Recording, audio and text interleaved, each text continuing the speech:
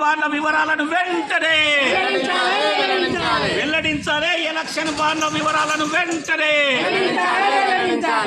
Arrest చేయాలి. Election బాండ్ల వివరాలని చెప్పినటువంటి SBI బ్యాంకు చైర్మన్ వెంటనే అరెస్ట్ చేయాలి. ఎలక్షన్ బాండ్ల వివరాలను తెలియజేయనటువంటి SBI బ్యాంకు చైర్మన్ వెంటనే బయట పెట్టాలి. మోడీ అవినీతి భాగోతాన్ని వెంటనే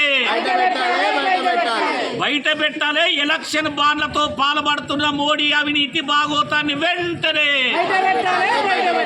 గద్దె దిగిపోవాలి. ఎలక్షన్ల బాండ్ల పేరుతోని అవినీతికి పాల్పడ్డ మోడీ సర్కారు వెంటనే గద్దె దిగిపోవాలి. ఎలక్షన్ల బాండ్ల పేరుతోని అవినీతికి పాల్పడుతున్న మోడీ సర్కారు వెంటనే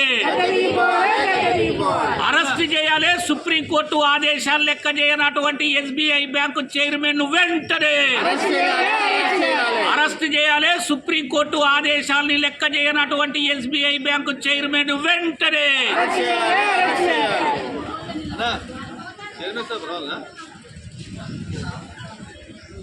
రోజు దేశవ్యాప్తంగా CPM పార్టీ ఆధ్వర్యంలో SBI బ్యాంకుల ముందు ఆందోళన నిర్వహిస్తూ ఉన్నాం.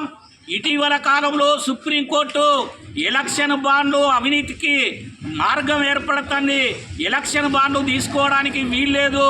ఈ ఎలక్షన్ బాండ్లకు సంబంధించినటువంటి వివరాలన్నింటినీ వెంటనే ఎలక్షన్ కమిషన్కు అందజేయాలని చెప్పి అత్యున్నత న్యాయస్థానం సుప్రీంకోర్టు తీర్పునిచ్చినప్పటికీ ఈరోజు SBI బ్యాంకు పట్టించుకోవటం లేదు.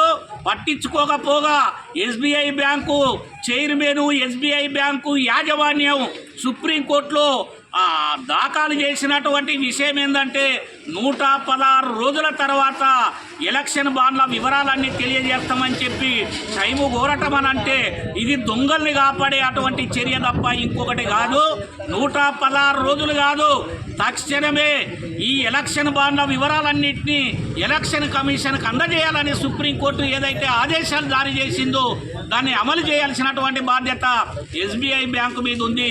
ఈ SBI బ్యాంకు యాజమాన్యం అమలు చేయటం లేదు, నిర్లక్ష్యం చేస్తుంది. కాబట్టి ఈరోజు దేశవ్యాప్తంగా CPM పార్టీ ఆధ్వర్యంలో SBI బ్యాంకు చైర్మన్ను తక్షణమే అరెస్ట్ చేయాలి.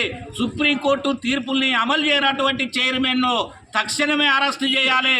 మోడీ సర్కార్ను కాపాడే అటువంటి SBI బ్యాంకు చైర్మన్ను తక్షణమే అరెస్ట్ చేయాలి.